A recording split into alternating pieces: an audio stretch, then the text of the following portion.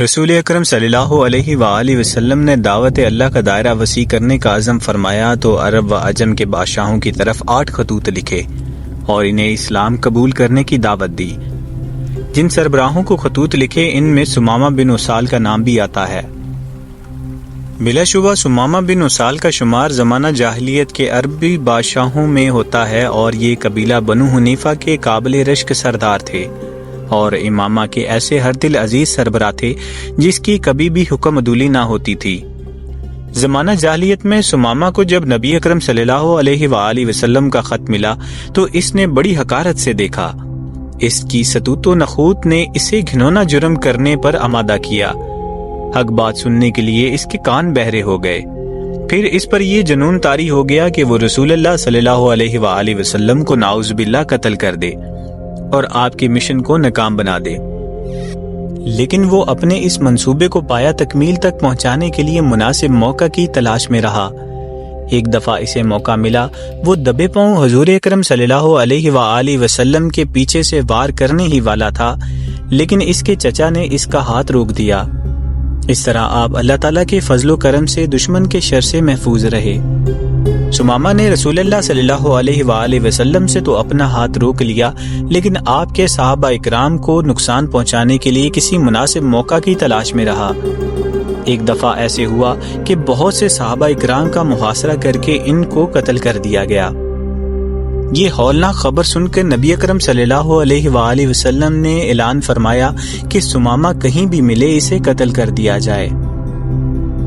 اس دلخراش موقع کو گزرے ابھی چند ہی دن گزرے تھے کہ سمامہ بن اسال کے دل میں آیا کہ بیت اللہ کی زیارت کی جائے، اس لیے وہ امامہ سے سیدھا مکہ معظمہ روانہ ہوا۔ اس کی دلی تمنا تھی کہ طواف کعبہ کرے اور بیت اللہ میں رکھے گئے بتوں کے نام پر جانور ذبح کرے۔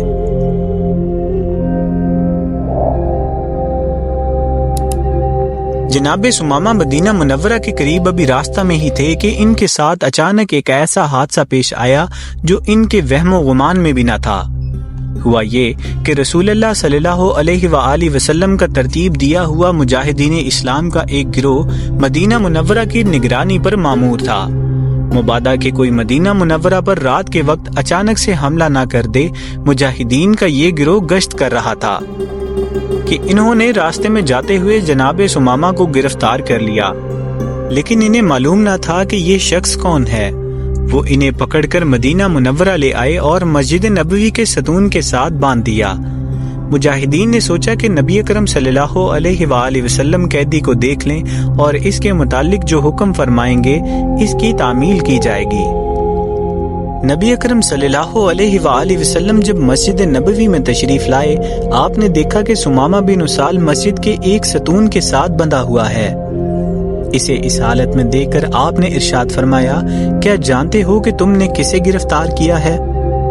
سب نے کہا، یا رسول اللہ، ہمیں تو علم نہیں۔ آپ نے فرمایا، یہ تو سمامہ بن اسال ہے، اب اس کے ساتھ حسن سلوک سے پیش آنا۔ گھر میں جو کھانا پڑا ہے وہ سمامہ بن اسال کے لیے بھیج دیا۔ پھر آپ نے حکم دیا کہ میری اونٹنی کا دودھ صبح و شام اسے پلایا جائے۔ آپ کے حکم کی فوراً تعمیل کی گئی۔ پھر نبی اکرم صلی اللہ علیہ وآلہ وسلم سمامہ بن اسال کی طرف متوجہ ہوئے تاکہ اسے اسلام قبول کرنے کی دعوت دیں۔ آپ نے بڑے بھی منفشانہ انداز میں دریافت کیا، سمامہ کیا رائے ہے؟ انہوں نے جواب دیا، بہتر ہے اگر آپ مجھے قتل کر دیں تو یقیناً ایک ایسے شخص کو قتل کریں گے جس نے آپ کے صحابہ اکرام کا خون بہایا۔ اگر معاف فرما دیں تو ایک قدردان پر مہربانی ہوگی، اور اگر مال چاہیں تو جس قدر فرمائیں مال آپ کی خدمت میں پیش کر دیا جائے گا۔ رسول اللہ صلی اللہ علیہ وآلہ وسلم تشریف لے گئے اور انہیں اسی طرح 2 دن تک اسی حالت میں رہنے دیا، لیکن کھانا، پانی اور دودھ باقاعدگی سے انہیں ملتا رہا۔ پھر آپ نے دریافت کیا، سمامہ کیا رائے ہے؟ انہوں نے کہا، بات تو وہی ہے جو میں پہلے آپ سے عرض کر چکا ہوں۔ اگر آپ معاف فرما دیں تو ایک قدردان پر مہربانی ہوگی، اگر آپ مجھے قتل کر دیں تو ایک ایسے شخص کو قتل کریں گے جس نے آپ کے ساتھیوں کا خون بہایا ہے، اور اگر مال چاہیں تو آپ کی منشا کے مطابق مال آپ کی خدمت میں پیش کر دیا جائے گا۔ رسول اللہ صلی اللہ علیہ وآلہ وسلم نے اب بھی اسی حالت میں رہنے دیا اور تیسرے دن تشریف لائے اور دریافت فرمایا، سمامہ اب تمہاری کیا رائے ہے؟ انہوں نے کہا، میری رائے تو وہی ہے جو میں آپ سے پہلے عرض کر چکا ہوں۔ اگر آپ معاف فرما دیں تو ایک قدردان پر مہربانی کریں گے، اور اگر آپ قتل کر دیں تو ایک ایسے شخص کو قتل کریں گے جس کی گردن پر خون ہے، اور اگر مال چاہیں تو آپ کی منشا کے مطابق مال دیا جائے گا۔ رسول اللہ صلی اللہ علیہ وآلہ وسلم نے صحابہ اکرام کو حکم دیا کہ اسے آزاد کر دو۔ جناب ثمامہ آزاد ہونے کے بعد مسجد نبوی سے نکل کر ایک طرف چل دیے۔ مدینہ منورہ کی ایک جانب بقیع کے نزدیک ایک نخلستان تھا، وہاں ایک مقام پر پانی بھی جمع تھا۔ اپنی اونٹنی وہاں بٹھا کر خوب اچھی طرح غسل کیا اور واپس مسجد نبوی میں آ کر سب لوگوں کے سامنے باواز بلند کہا، اشہد ان لا الہ الا اللہ واشہد ان محمدا عبدہ ورسولہ۔ بعد ازاں محبت بھرے انداز میں یوں گویا ہوئے، میرے پیارے محمد صلی اللہ علیہ وآلہ وسلم، اللہ کی قسم، اسلام قبول کرنے سے پہلے روئے زمین پر مجھے آپ کے چہرے سے زیادہ کوئی چہرہ برا نہ لگتا تھا، لیکن آج میرے لیے کائنات میں تمام چہروں سے محبوب ترین چہرہ آپ ہی کا ہے۔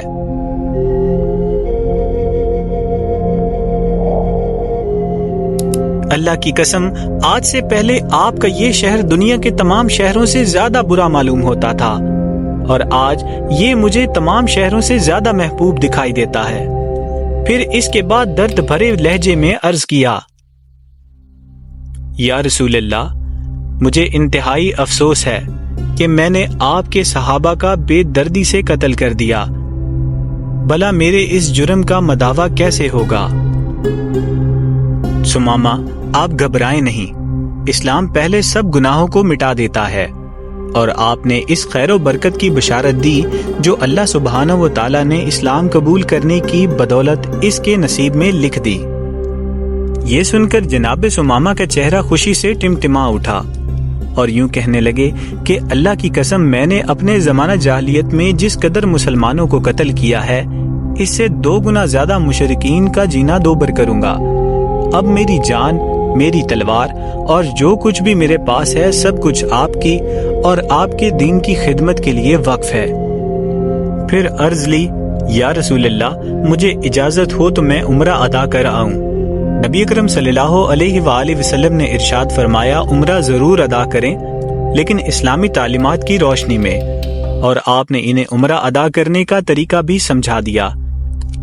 حضرت ثمامہ اجازت ملنے کے بعد عمرہ ادا کرنے کے لیے روانہ ہو گئے۔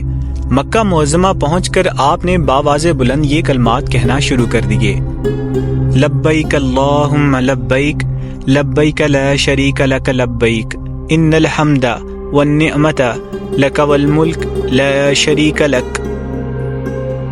حضرت ثمامہ وہ پہلے مسلمان ہیں جو مکہ معظمہ میں باواز بلند تلبیہ کہتے ہوئے داخل ہوئے۔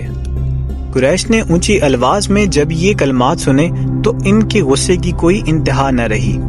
سب لوگ تلواریں ہاتھ میں پکڑ کر گھروں سے باہر نکل آئے تاکہ اس شخص کو گرفتار کر سکیں جس نے مکہ معظمہ میں آ کر ان کے عقیدے کے خلاف ایسے کلمات کہنے کی جرأت کی۔ جب قوم ثمامہ کے پاس پہنچی تو آپ نے ایک بار پھر اونچی آواز سے تلبیہ کہا۔ کفار اسلحہ تان کر کھڑے ہو گئے۔ قریش میں سے ایک نوجوان نیزہ لے کر آگے بڑھا تاکہ آپ پر حملہ آور ہو سکے، لیکن دوسروں نے اس کے ہاتھ کو پکڑ لیا اور کہا، ارے تم نہیں جانتے وہ کون ہے؟ یہ تو امامہ کا بادشاہ ثمامہ بن اسال ہے۔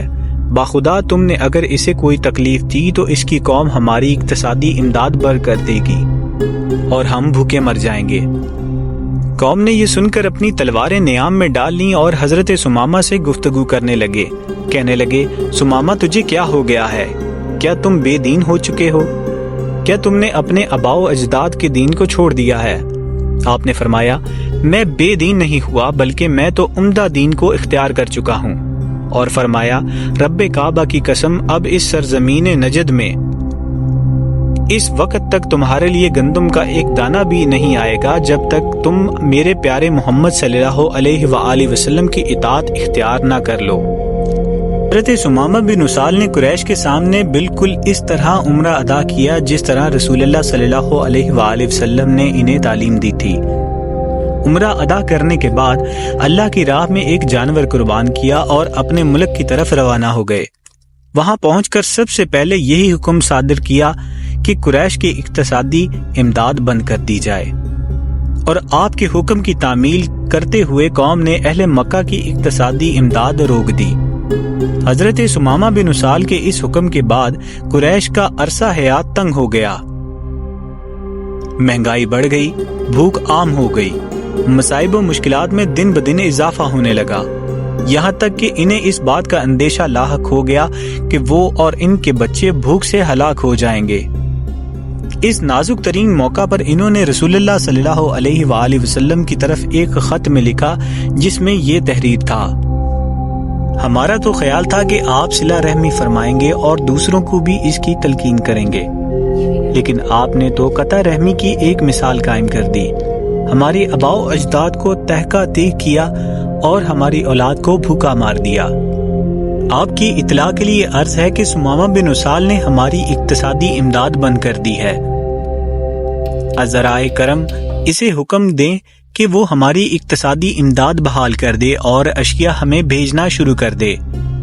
نبی اکرم صلی اللہ علیہ وآلہ وسلم نے حضرت سمامہ بن اسال کو خط لکھا کہ قریش کی اقتصادی امداد بحال کر دیں، تو انہوں نے آپ کی حکم کی تعمیل کرتے ہوئے قریش کی اقتصادی امداد بحال کر دی۔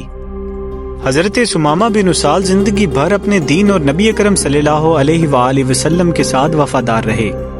جب رسول اللہ صلی اللہ علیہ وآلہ وسلم اللہ تعالیٰ کو پیارے ہو گئے اور عام لوگ دین الہی سے اجتماعی اور انفرادی طور پر منحرف ہونے لگے، ادھر مسیلہ کذاب نے بھی نبوت کا دعویٰ کر دیا اور اپنی قوم بنو حنیفہ کو اپنے اوپر ایمان لانے کی دعوت دینے لگے۔ تو حضرت سمامہ مسیلہ کذاب کے مقابلے میں اتر آئے اور اپنی قوم سے کہا: اے بنو حنیفہ، اس اندھیری نگری سے بچ جاؤ جس میں کوئی نور کی کرن نہیں۔ باخدا جس نے مسیلہ کذاب کی دعوت تسلیم کی، یہ اس کی انتہائی بدبختی ہوگی، اور جس نے اس کی دعوت کو تسلیم نہ کیا وہ یقیناً سعادت مند ہے۔ اور فرمایا: اے بنو حنیفہ، تم باز آ جاؤ، مسیلہ کذاب کے شیطانی داؤ سے بچو۔ تم اس بات کو اچھی طرح جان لو کہ حضرت محمد صلی اللہ علیہ وآلہ وسلم اللہ تعالیٰ کے سچے رسول ہے، اور آپ کے بعد قیامت تک کوئی نبی نہ آئے گا اور نہ ان کی نبوت میں کوئی شریک ہے۔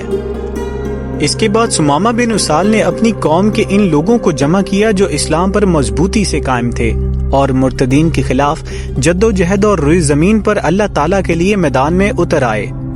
اللہ سبحانہ و تعالیٰ سمامہ بن اسال کو اسلام اور مسلمانوں کی جانب سے جزائے خیر عطا فرمائے، اور جنت میں انہیں وہ اکرام و اعزاز نصیب ہو جس کا وعدہ اہل تقویٰ سے کیا گیا ہے۔ آمین۔ مزید اس طرح کی انفارمیٹیو ویڈیوز کو دیکھنے کے لیے ہمارے ایپک سرفراز ڈائری چینل کو سبسکرائب کر لیں، اور ویڈیو اچھی لگے تو لائک، کمنٹ اور شیئر کر کے ہماری حوصلہ افزائی ضرور کیجیے گا۔ شکریہ۔